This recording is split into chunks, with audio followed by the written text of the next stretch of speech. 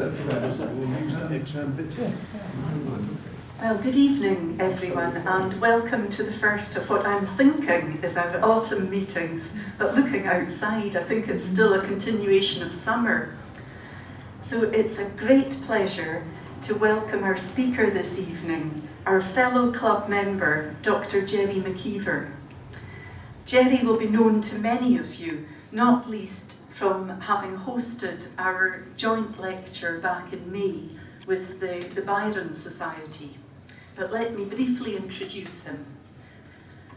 Gerry completed his undergraduate and postgraduate studies at the University of Glasgow before spending 2 years as research assistant on the Oxford edition of the works of Robert Burns. He was then a British Academy Postdoctoral Fellow at Glasgow between 2017 and 2020, and he worked there on a project entitled Regional Romanticism, Dumfriesshire and Galloway, 1770 to 1830. After that, he was Research Fellow for 2 years on a project at the University of Stirling entitled Books and Borrowing, 1750 to 1830. He joined the University of Edinburgh in 2022 as a lecturer in modern Scottish literature. He's also co-director of Edition, which many of us remember by its old name, the Centre for the History of the Book. Gerry's own first book was published in 2020 and is the award-winning Dialectics of Improvement, Scottish Romanticism, 1786 to 1831. And it was followed just last year by Regional Romanticism, Literature and Southwest Scotland, 1770 to 1830. Now you'll see that there's been a change, as I thought, in the title of his lecture, Scotch Novels. So please join me in welcoming Gerry.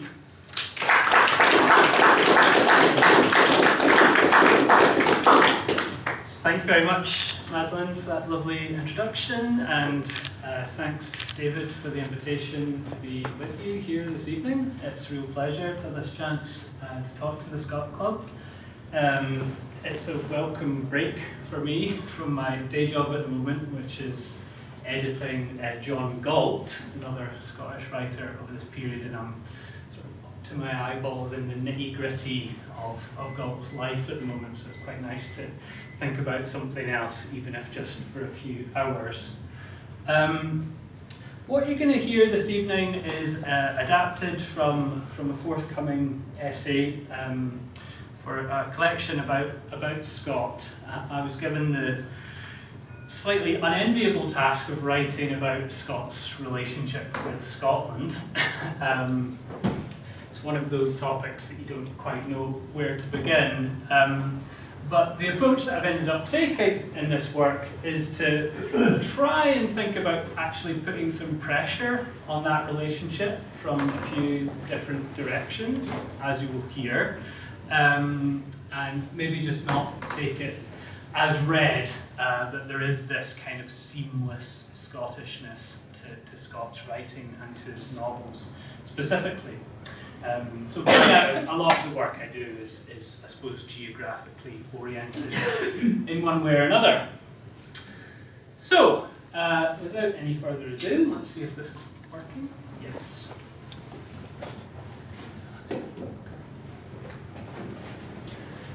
This, then, is Edinburgh, declares Roland Graham early in the second volume of Scott's 1820 novel, The Abbot.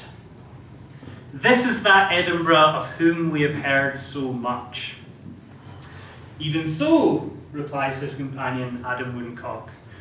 Yonder stands Auld Reekie. You may see the smoke hover over her at 20 miles distance as the goshawk hangs over a plump of young wild duck.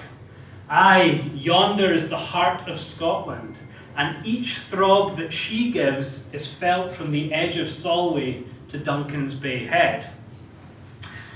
Now, this, I would suggest, is the narrative mode of Scott's so-called Scotch novels at their most rigorously national, with the abbot really self-consciously assembling the nation in the metonym of its capital city, Edinburgh. Building on the portrait of Edinburgh in the heat of the 1736 Porteous riots in the heart of Midlothian, published 2 years earlier in 1818, now the city is the heart of Scotland, commanding this kind of fantasy panorama from the Solway Firth all the way up to Caithness, conceiving the nation in anatomical terms as a circulatory system communicating throbs out from its organising centre of Edinburgh. And of course you can see there the chapter epigraph from Burns's address to Edinburgh. Edina, Scotland's darling seat, all hail thy palaces and towers, where once beneath a monarch's feet sat legislation's sovereign powers. Now, Woodcock's prospect of the city next takes in Craigmillar Castle. Was it not there, whispers Roland Graham, that the Queen held her court? At this point, the abbot shifts gear to its concern, or we might even say its infatuation with Mary Stuart, who enables Scott to imagine the nation in a slightly different way at the scale of an individual person, the monarch as body politic, and whose escape from Lochleven Castle in volume 3 of the novel will helpfully take her on a looping itinerary through the Scottish landscape, ending at precisely that Solway horizon that's glimpsed by Adam Woodcock from the outskirts of Edinburgh here. Incidentally, I think The Abbot's a fab novel. I think it's underrated amongst Scott's novels, one we should really pay more attention to. Now, that there is a close or even mutually constitutive relationship between Scott's writing and Scotland is the foundation of much critical inquiry. To mention a particularly landmark example, Edwin Muir's 1936 study, Scott and Scotland, begins by observing, quote, an exact reflection between Scott's work and the predicament of his country. And this is Muir, a community which was not a community, possessed of a very curious emptiness. And that's a phrase that has upset lots of people for almost a century now. Now, the temptation to make this connection between Scott and Scotland is unsurprising. Scott's status as a kind of presiding spirit of Scottishness was loudly enforced across the 19th century. Nowhere more excessively than in George Meikle Kemp's 1844 Scott Monument for Princess Street Gardens. If we crane our necks, we can see it down the street there. Kemp's Gothic tower, of course, retains pride of place in the capital today, a secular site of worship styled on a medieval cathedral that immortalises the author at its centre. Surrounding him with a motley cast of characters from his works, as well as a pantheon of Scottish literary heroes and monarchs.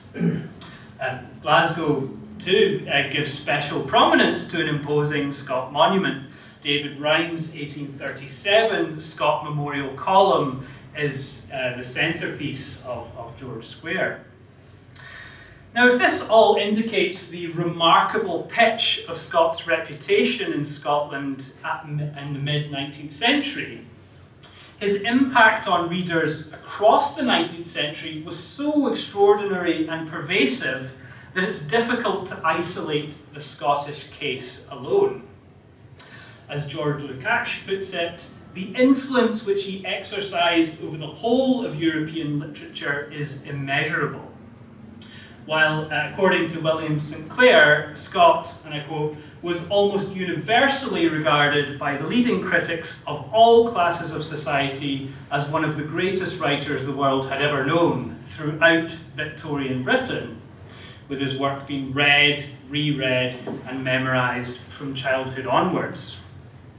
Still, if Scott could hardly have been more, he was certainly no less popular at home in Scotland than he was elsewhere.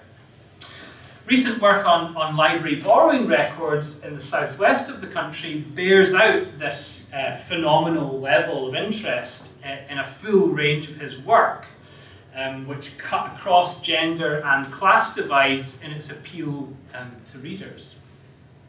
To be more specific, the project that Madeleine mentioned earlier, when I was working on library borrowing records a few years ago, one of the interesting finds during that work was a borrowing ledger from the Wigton Subscription Library, which was an important subscription library founded just at the tail end of the 18th century. I found this stuff hiding in the painter E.A. Hornell's house in Kirkcudbright. And those library ledgers cover the years 1828 to 36, and Scott accounts for a whopping 19% of all borrowings in that library in those years. So, a fifth of all the books that were lent were Scott. I think it's an interesting, little micro case study in just how popular he was in the period.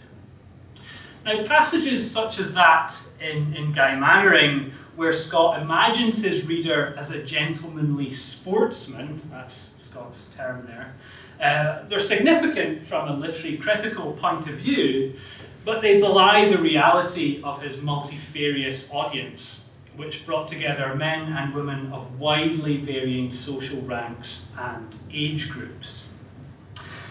From his extensive Scottish antiquarianism to his professional command of Scots law, from the theatrical patriotism of George IV's King's Jaunt to Scotland in 1822, orchestrated, of course, by Scott, to the Scots baronial living museum of the author's home, Abbotsford, really the breadth and depth of Scott's association with Scotland and Scottishness is rivaled in the literary sphere only by the bardic iconography of Burns.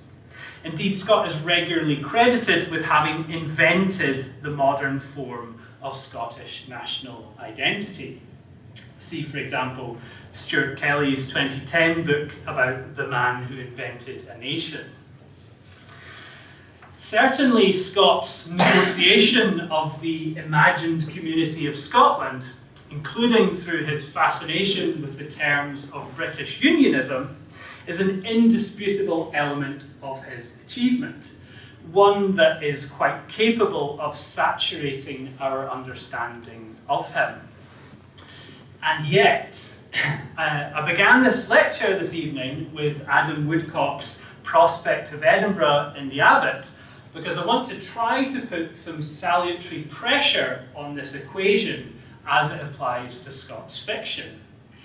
Is the intensely national paradigm seen in the passage here the exception or the rule? How Scottish in reality are the Waverley novels as a whole? So, let's start with some numbers for those who like this kind of thing. Albeit counting the Waverley novels is not a straightforward exercise, putting it mildly.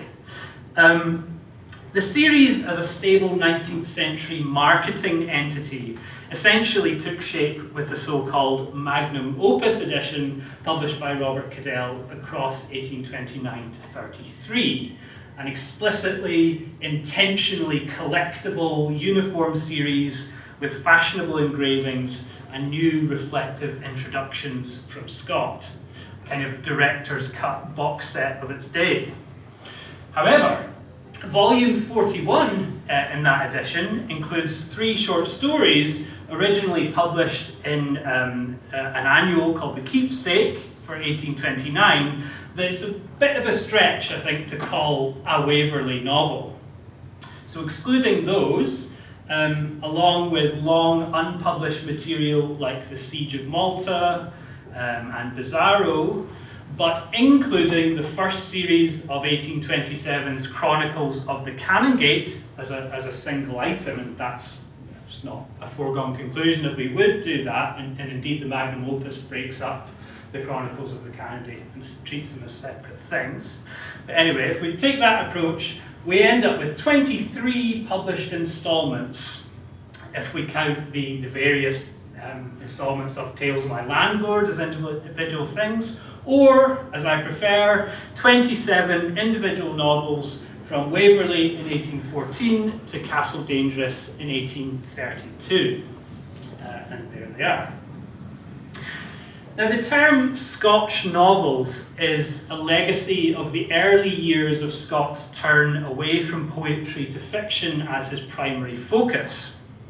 That early period when his identity as the author of Waverley was still formally a secret, and when the series of his novels remained proportionally much more Scotch than it would later become. So, for example, there's an interesting January 1820 piece in the London Magazine titled Living Authors #1, the author of the Scotch novels, which declines to name Scott either in real ignorance or more likely just playing along. So Scotch novels was a handy way to talk about Scott's fiction when you either couldn't or wouldn't talk about Scott. But this term, Scotch novels, remained on hand as a kind of catch-all designation of his fiction. So, for example, there's an 1825 article in the Examiner that pedantically lists instances of bad English in the Scotch novels, and focuses particularly on Ivanhoe and The Fortunes of Nigel, both novels with English settings. Or in Fraser's magazine in 1832, we find a piece that's continuing at that late stage to use the term Scotch novels to describe Scott's fiction as a whole. Scotch in this usage was not only a description of novels' content, of course, or indeed their author's nationality, since it also reflected on Edinburgh as a publishing centre. Nevertheless, the promotional tagline by the author of Waverley that was adopted in variants from Guy Mannering onwards tended to exaggerate the paradigmatic quality of Scott's debut novel. In reality, all the later novels aren't that much like Waverley. In fact, many of them are really quite different, something that unfortunate university lecturers go blue in the face trying to convince undergraduates of. In a similar way, the term Scotch novels contains a kind of reductive potential. It was seized upon by Sarah Green in her parody Scotch Novel Reading or Modern Quackery in 1824, where she complains that the essential quality emanating from Scott right across the literary market is sameness. So as far as she's concerned, Scott's work's all the same, and all his followers are just regurgitating these Scotch novels that are only ever one thing. In reality, of that overall total of 27 Waverley novels, only 17, or 63%, are principally set in Scotland. So you can see those in bold there. So of course we have that opening run that begins with Waverley, takes us all the way to 1819, to the Wars of Montrose, before then Scott publishes Ivanhoe and begins to kind of broaden the horizons of what he's doing in his fiction. So 63% is not an overwhelming number by any means, reflecting, as I've said, the significant expansion of the series from Ivanhoe onwards, especially, but not exclusively, to the English locations captured in this lovely map from William Sharp's Literary Geography in 1904, with its strangely anatomical-looking musculature of the north of England, Wales, the Isle of Man, and isolated at the bottom, London. Suggesting, among other things, Scott's importance in forging the cultural imaginary, not just of Scotland, but also of other bodies politic. Incidentally, I love this text. I think it's really foundationally important for modern literary studies, even though it's quite silly in lots of ways. There's a whole series of these maps he produces, not just of Scott, but of other authors too. And if we buy the argument that Scott has an enormous influence in generating modern English identity, I think you can see just from looking there that his interest in northernness carries through into that. Even when he's not writing about Scotland, he's still interested in different varieties of the north. Now, several qualifications need to be added to this. The first is that of the 10 novels not set in Scotland, 3 of them significantly focalise Scots. The titular characters in both The Fortunes of Nigel, 22, and Quentin Durward, 23, as well as the Earl of Huntingdon in The Talisman. That novel's, of course, in its bicentenary year just now. Quentin Durward himself is only one member of Louis XI's Scottish Guards, while The Fortunes of Nigel might reasonably be described, I think, as an account of the London Scots diaspora, following, as it does, not just Nigel Oliphant, but also the watchmaker David Ramsay, goldsmith George Heriot, and indeed King James VI and First. International mobility, as this suggests, was a key element of Scott's understanding of Scottish identity historically. His characterizations of distinctively migratory Scots include the French-educated Flora McIver in Waverley, the soldier of fortune Dougal Dalgetty in the Wars of Montrose, and the wealthy nabob Peregrine Touchwood in St Ronan's Well. Many, of course, have pointed to the influence of Scottish intellectual traditions and sensibilities across Scott's work. But even without needing to open that particular can of worms, and without needing to reach less generous conclusions about the uncanny Scottishness of Scots Switzerland in 1829's Anne of Geierstein, which we might think about as a Scottish Highland novel in disguise. Even without going there, it's clear that setting alone is an incomplete measure of the imaginative and political geography of Scotland in these novels. Looking at the 17 novels that are principally set in Scotland, a related set of qualifications emerges. 1817-18's Rob Roy doesn't actually cross the border north into Scotland until the 5th chapter of Volume 2. The Heart of Midlothian proceeds with Jeanie Deans to London and back across Volume 3 and the early chapters of Volume 4. Red Gauntlet is organised by a kind of series of desperate loops back and forth between my own Dumfriesshire and Cumberland across the Solway fringe of the Anglo-Scottish border. And the various episodes of 1827's Chronicles of the Canongate may be held together by an Edinburgh frame narrative, but the Two Drovers and the Surgeon's Daughter are further stories of Scots abroad in England and India, respectively.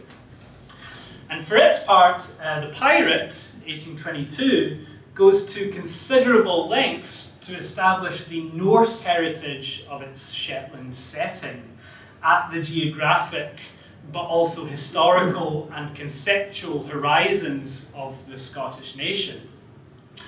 And that's not to mention the cosmopolitan cast of non-Scots traversing the pages of these novels, from, of course, Edward Waverley, to Dirk Hatterake and Guy Mannering, to everyone's favourite German, Hermann Dousterswivel in the Antiquary, and beyond.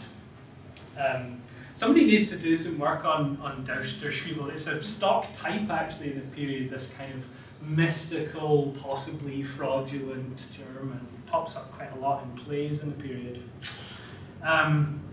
So Scotch novels then are both a little more and a little less Scotch than they might seem on an initial survey. The local and regional idiosyncrasy of the pirate, however, raises, I think, in some ways the most interesting question here. How consistently is Scots fiction actually interested in the nation as opposed to other geographical frames of reference? Coming back to William Sharp briefly, let's have a look at his 1904 map of the chief localities of the Scottish romances. There it is. Sorry, the reproduction is not great. Now this is a fascinating artifact with some glaring deficiencies, arising mostly from an attempt to fix what are usually quite mobile plots to a single set of coordinates. Something I've messed around with in the past, actually, trying to map novels, and it throws up all these paradoxes because novels don't inhabit, mappable space, or at least they don't always. Waverley gets special treatment from Sharp in a kind of northward crescendo. I don't know if you can see it, keeps appearing and getting louder and louder as he gets into Perthshire. Red Gauntlet is simply in the wrong place. It's far too far east. Yeah, that's just a mistake. Anyway. But among its more striking features is the way that this map visualises a relative neglect in Scots novels of a massive fringe stretching from Ayrshire and the Mull of Kintyre up through the Hebrides to Ross, Sutherland and Caithness. I don't have the time in this lecture this evening for a comparative consideration of Scott the Poet, but it's worth noting that the blank western portion of Sharp's map of the novels is traversed by the long poem The Lord of the Isles, 1815, making it difficult to avoid a kind of oceanic logic in the way that Scott leaves a significant portion of the Gaeltacht to the realm of poetry. Taking this map as a whole, however, we might conclude from this amorphous grey mass spanning Inverness in the north to the Mackers Peninsula in the southwest that Scott's novelistic geography of the nation, Sharp uses the pun Scotland, is actually pretty comprehensive, all things considered. But the fact that Sharp's imperfect map of localities is at all possible speaks, I think, to the regional sensibility of the Waverley novels that would be formalised in 1816 by the architecture of the Tales of My Landlord, where Scott claims that he's setting out to mediate specific quarters of Scotland. In the end, he doesn't entirely do that, but that's the promise in 1816. The sense of a regional life world with a set of vivid, idiosyncratic cultural characteristics is, I would imagine we'd all agree, an essential feature of the Waverley novels, well beyond the Tales of My Landlord. Now, Scott's remarks on his own practice are various, but the advertisement to the Antiquary 1816 is notable here. I have been more solicitous to describe manners minutely than to arrange an artificial and combined narration. Scott explains there. Now this emphasis on manners, a key word in Scottish Enlightenment philosophy, signals the anthropological or perhaps pseudo-anthropological quality of Scott's work. It's a characteristic that long precedes his turn to the novel. It was formatively developed in his exploration of the border ballads and associated regional lore in the Minstrelsy of the Scottish Border, 1802.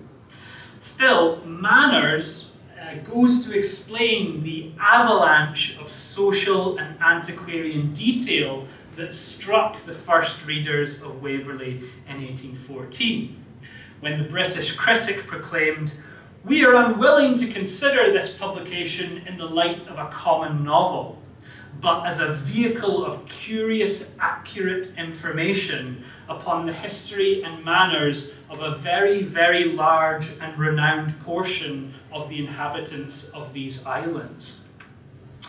Now, this quality of Scott's writing is unevenly distributed. His pioneering close attention to customs and clothing and all the other miscellaneous qualities of a time and place, what the anthropologist Clifford Geertz calls the method of thick description, is variously thinner and thicker depending on his knowledge of and interest in a particular social or historical topic. The manners of a white British landowner like Jonathan Oldbuck in the Antiquary are handled quite differently from those of exoticized characters such as Fenella or Sir Geoffrey Hudson in Peveril of the Peak, such that endearing eccentricity becomes otherness outside a certain horizon of sympathy. Nevertheless, this is a foundational tool of Scott's method, and though the advertisement to the Antiquary construes it nationally, so he's talking there about the manners of Scotland, this minute attention to manners anchors Scott's novels to locally specific practices and to specific localities. So despite the many allusions to the nation and to national identity in these novels, they frequently deal in a more finely grained regional imaginary, one that is crisscrossed by networks of national but also transnational circuits of cultural and economic exchange. As the, I think, emblematic case of Guy Mannering suggests, those two pressures, on one hand the regional, on the other hand the transnational, are symbiotic. The idea of Scotland has relatively little purchase on Meg Merrilies' Galloway, an isolated outland that is simultaneously a cosmopolitan hub. Again, there's an intuitive connection between the geographical consciousness deployed in his fiction and Scott's early interest in the Anglo-Scottish borders, a space that simultaneously miniaturizes, competes with, and exceeds the nation. Not least since Scott would keep returning to that specific imaginative heartland in novels including The Black Dwarf, The Monastery, and Red Gauntlet. So let me not overstate the case.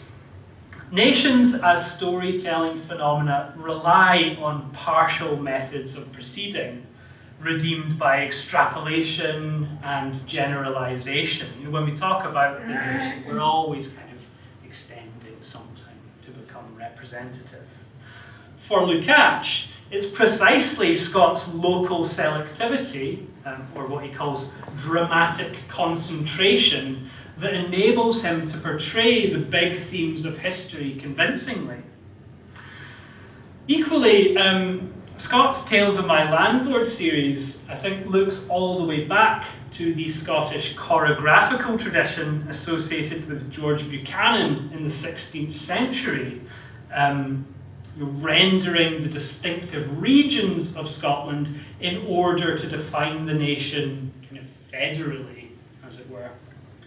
Still, In Scott's writing, the nation can very often feel like a highly provisional label attached to something that's actually much smaller and much bigger simultaneously. Now, a well-worn argument about Scott, it's perhaps the most well-worn argument about Scott, is that he invokes historical fractures and divisions within the nation in order ultimately to banish them, replacing the political rancor of the past with an emergent civil society in an evolution of the national tale convention that was developed by the generation of novelists preceding him. Deriving to some extent again from Lukács, for whom Scott's basic tendency is, quote, a historical defence of progress, or a prehistory of the present, this insight has been adapted by many of Scott's most prominent interpreters. Giving the argument a geographical form, and going one step beyond the often overdetermined Waverley, to suggest that the pattern is reiterated in Rob Roy, so 2/27ths of Scott's novelistic output. Franco Moretti describes the way that Scott works to represent internal unevenness and then to abolish it. This is still Moretti, historical novels are not just stories of the border, but of its erasure, and of the incorporation of the internal periphery into the larger unit of the state. And personally, I find that a broadly compelling reading of Waverley, less so of Rob Roy, but it is stretched to breaking point by the onrush of internal unevenness, as well as non-national forces across the Waverley novels when we think about them as a whole. In fact, the only way that this argument about Scott can be salvaged for all 27 novels is if we think about the work of erasure of historical difference being done not by Scott's prose, but by his 19th century readers, and assume that it's them who assimilate any and all cultural and historical difference in the novels into this hegemonic national perspective, aided in this presumably by the increasingly institutionalized form of the Waverley novels as a kind of vehicle of the official shared culture in 19th century Britain.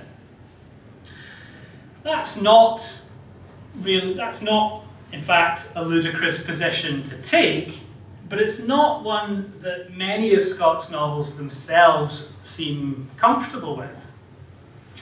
On one level, it's simply the level of cultural and historical detail that is the issue. As Ian Duncan puts it, even as they invoke the imperial logic of stadial history, Scott's novels mount a resistance to it in the local experience of reading, including through what Duncan calls the unprecedented heterogeneity of the novels in their linguistic texture. In other words, though some of the novels apparently tell relatively simple stories about historical and national progress, Scott's detail-saturated, proliferating fictional worlds pull the reader in multiple directions simultaneously. We might think about this in terms of the author's enthusiastic antiquarianism resisting any organizing system, or as his world building breaking free of the plot of his novels, or even as a struggle between the emergent forms of ethnography and ethnology. Regardless of how we conceptualize this, both the stylistic and contextual abundance of Scott's fiction complicate, I think, any sense of closure and determinacy we might want to find in it, including in regard to national identity. Anything that we can say about Scott, we can probably quibble with. There's enough material to do so. Messiness, heterogeneity, and unevenness are essential qualities of nations, of course.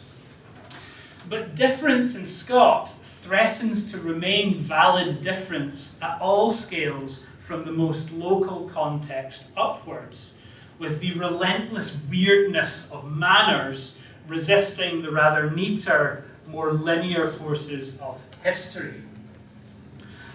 If, for the sake of argument, Scott's fiction is understood in these terms as essentially teleological, pooling the diversity of the past into a stable national present, well, what does he actually have to say about the here and now?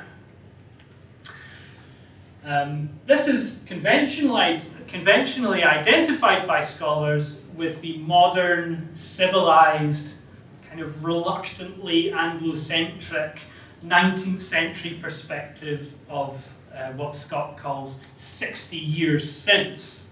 The ideological gravity well assimilating difference at the end of Waverley, as the novel fast forwards to the present and Jacobitism and the clan culture of the Highlands pass from the condition of threatening political reality to that of historical curiosity. But something rather different emerges from Scott's sole novel actually set in 19th century Britain, St. Ronan's Well, in which he examines what he calls the shifting manners of our own time. And incidentally, I think this is another sorely underrated novel that should be much more widely read. In St. Ronan's Well, Scott gives this kind of cynical account of fashionable society, with a spa at St. Ronan's Well populated by this motley cast of fools and boors, from the blue-stocking Lady Penelope Penfeather to the troublemaking Captain Harry Jekyll of the Guards. So instead of encountering the kind of neutral hegemony of the present, in other words, we discover yet another eccentric social reality, defamiliarized and every bit as odd as the Reformation borders of the monastery or the Elizabethan England of Kenilworth. Perhaps the drab but necessary, that's David Dicey's, the drab but necessary emergent force of the modern world is mediated by Scott's famously empty protagonists. In the case of St. Ronan's Well, it's Francis Tyrrell, who are relatively free of the arbitrariness of manners because they stand slightly outside the social worlds of the novels. But that comes severely under pressure from the sense that society at large is always changing, always complex, and always strange in the Waverley novels. From the reader's point of view, the spectacle of extinguished ways of life that we encounter in Scott's fiction might reassure us of the secure normalcy, even the kind of reassuring banality of the modern world, of our own position as readers, from the 1810s and 20s beyond. But it might also dispute the possibility that any such normative position exists, suggesting instead that the present is just as wild, idiosyncratic, and contingent as any other present that has gone before. So for its part, as I wrap up here, St. Ronan's Well ends with the demolition of the spa, of the titular spa, St. Ronan's Well. Scott says, have I got this? The little watering place has returned to its primitive obscurity, and lions and lionesses, with their several jackals, blue surtouts and bluer stockings, fiddlers and dancers, painters and amateurs, authors and critics, dispersed like pigeons by the demolition of a dovecote, have sought other scenes of amusement and rehearsal, and have deserted St. Ronan's Well. Now, this is one of Scott's clearest acts of seeming to put history to bed, in his novels. This is it, closing the page, there you go, it's locked down safely in the past. The difference being, of course, that the historical paradigm being consigned to oblivion here is actually the hip society of the 19th century present. In this way, Scott's novel of the shifting manners of our own time, I think, drags us away from the model associated with Waverley, rather further towards a position of cultural relativism. And it's a shared characteristic of Scott's somewhat, but not overwhelmingly, Scotch novels to keep in reserve that capacity to pull apart as well as assemble the various cultural and political scenes that they track across 7 centuries of mostly, but not exclusively, European history. With that disruptive force of manners, that is that kind of human eccentricity that won't go away, always containing the promise of this sublime, ongoing process of historical change. Thank you very much.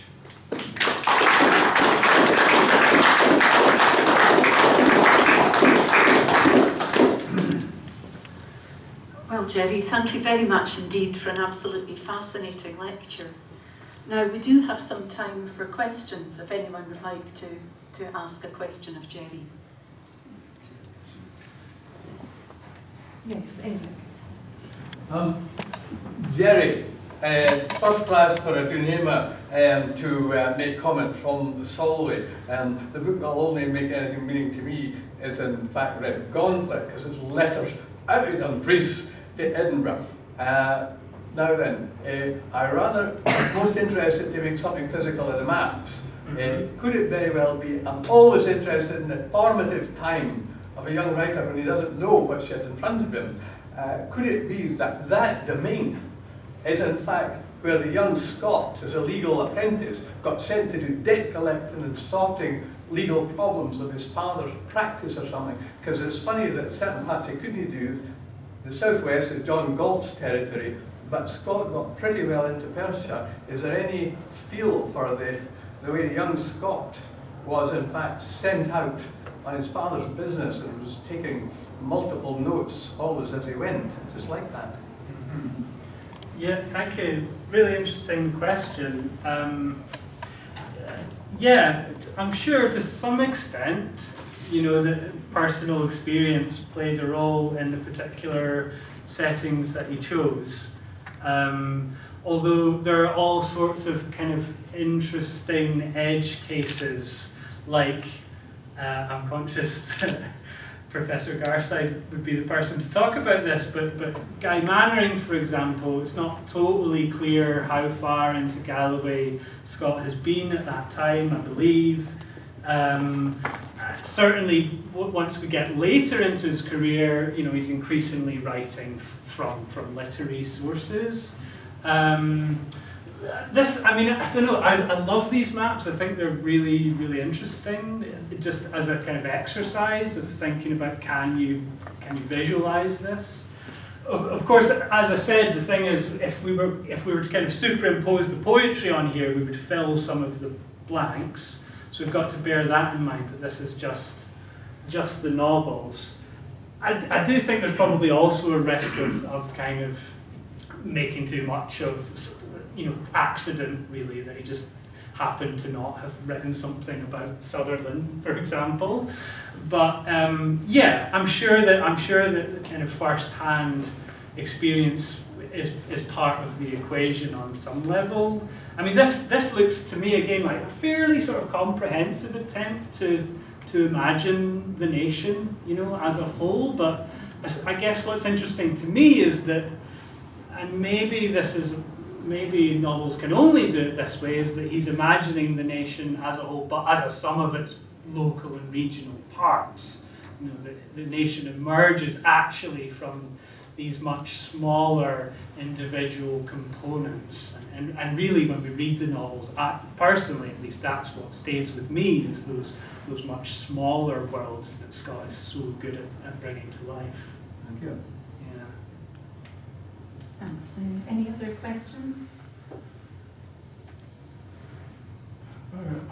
might offer one thing.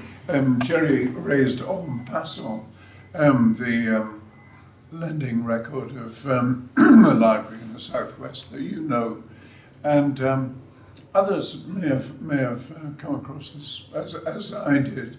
That in the case of Brive-la-Gaillarde, which is south central France, they for some reason published their the most popular books, which were, or the most popular authors, who were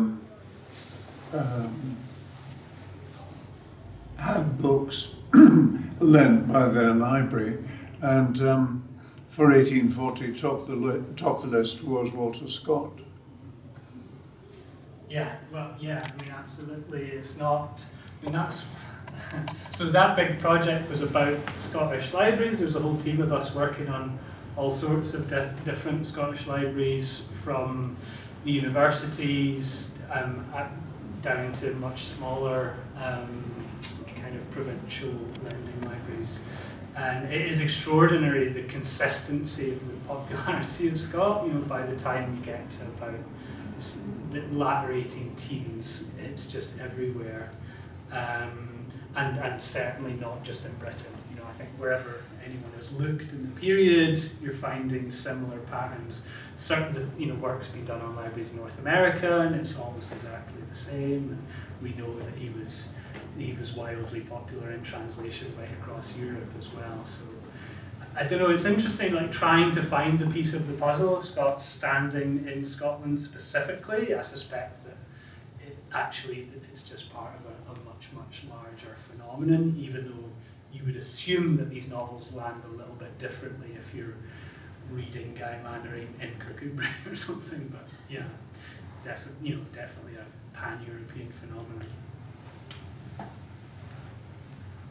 Thanks, Gerry. Any final questions, Penny?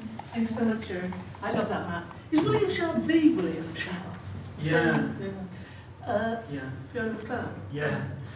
So, is this part of, it's an early example, a part of that literary geography that's based on tourism, where you would sell a book like that? I mean, later on, people with motor cars, there's really, you know, that was a genre that grew up around the car, just as the Victorian novel grew up around the railway. Where you would have Hardy Country, and that was an actual book, I think, or Lorna Doone Country, and you would buy one of those. So do you think that kind of was important for Scott's reputation in the 20th century? Where and does that and I know that Sharp has the English one as well, but I remember when I started working on Scott for my PhD a very long time ago, where hardly anybody was working on Scott. People said, yes, the Scottish ones are the best ones, you know, which rather ignored I know, long thought to be the best one. So do you think anything about tourism is important for the construction of this map? Yeah, absolutely. So the chapter that this is from is called precisely that, the Scott Country. It's part of that. By this time, 70-year-old culture, I think, of developing these kind of literary itineraries. This is, I've got this book in my office. It's quite a big, heavy quarto. I kind of doubt anyone was getting in their carriage or indeed their motor car with this particular book, but I think it's a kind of semi-academic kind of outcrop of that, precisely what you're talking about, the kind of emergent tourist map in which, you go around to do the Scott stuff, and then you go west and see the Burns stuff. What I've always found interesting about that stuff is how quickly that appears. That's happening almost immediately with Scott. I suppose the most famous example of the really early one is Keats's walking tour in 1818, where we know, he's walking through southwest Scotland, and him and his companion Charles Brown are thinking about Guy Mannering and trying to kind of retrace some of the scenes, even though Keats actually not read the novel, he's just seen the play. But but yeah, and I don't know, that the kind of stuff I'm talking about here, I think that the way that Scott so immediately and almost intuitively inspires that kind of literary tourism, I think is quite telling.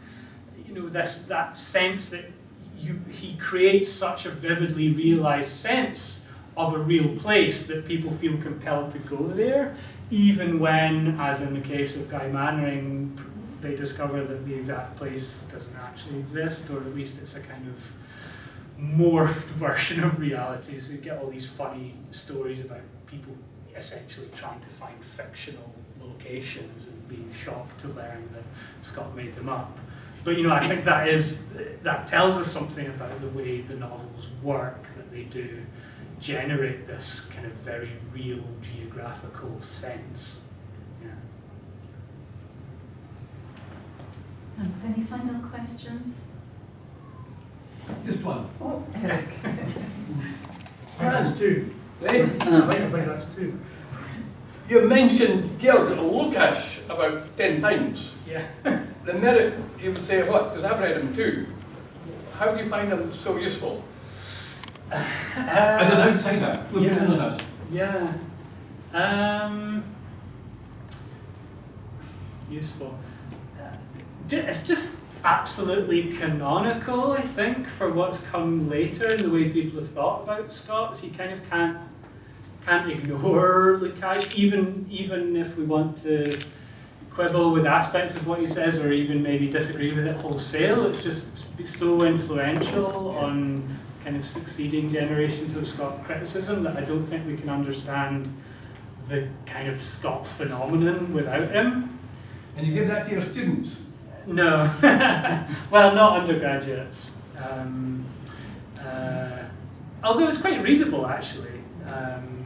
I mean, some of his, so Lukács has a very sort of political view of Scott, and you know, all sorts of people have, I think, attacked Lukács's ideas about Scott very effectively, but they kind of echo through what's come since. So I do think we have to pay attention.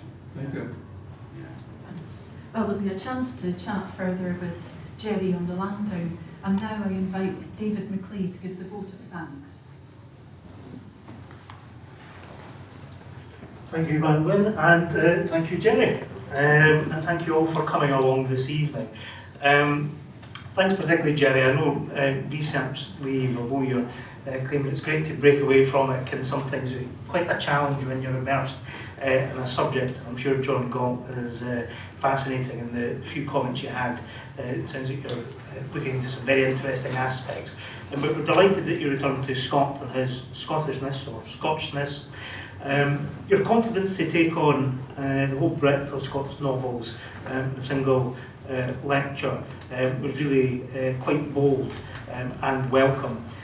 You did so with a wealth of sources and analysis, referencing and citing maps, monuments, language, literary criticism and commentary. We even had drawings and illustrations, advertisements, library borrowing records, book categorizations, and various statistical tables and commentaries, and of course the books and the texts themselves.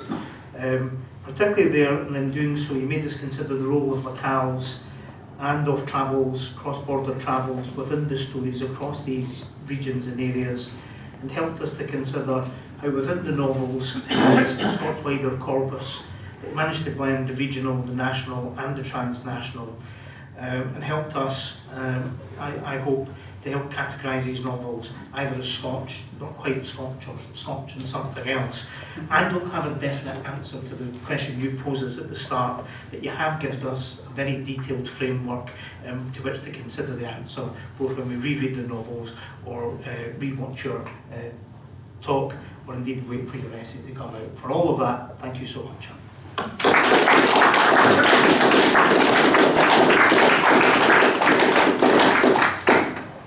Thank you so much, David. And finally, just before we move out onto the landing for refreshments, may I, on behalf of the club, thank Lee, our treasurer, for all the work that he has done over the last while on the new club website.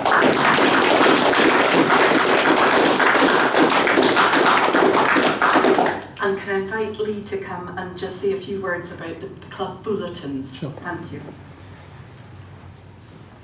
Yeah, howdy. I'm just normally the mechanic who's behind the scenes and doesn't really give a talk, but I think the stuff that I've learned from the website and actually photographing 5,000 pages of all the previous presidential addresses and events, lectures, there may be a talk within that. Certainly some of the things I've discovered, that particularly like Conan Doyle was at the 1901 address, and even the Society of Conan Doyle Society didn't know about this particular text. There's been such incidents, material as that has come to light, which not many people knew about. So that's just one incident, but I'm sure I can give a talk about the whole thing. Anyway, the job's done. It's taken many, many years and thousands of hours. With the exception of a couple where publications pending, you'll find all the past material on the club website now. I've spent a lot of time sourcing the material because we didn't have a complete collection. Once I'd got everything, I then donated it all to the National Library, so it's in good hands. It's not sitting in my garage. But I do have some surplus copies. I don't want them back. I've finished this project, so please take these away with you. Thank you.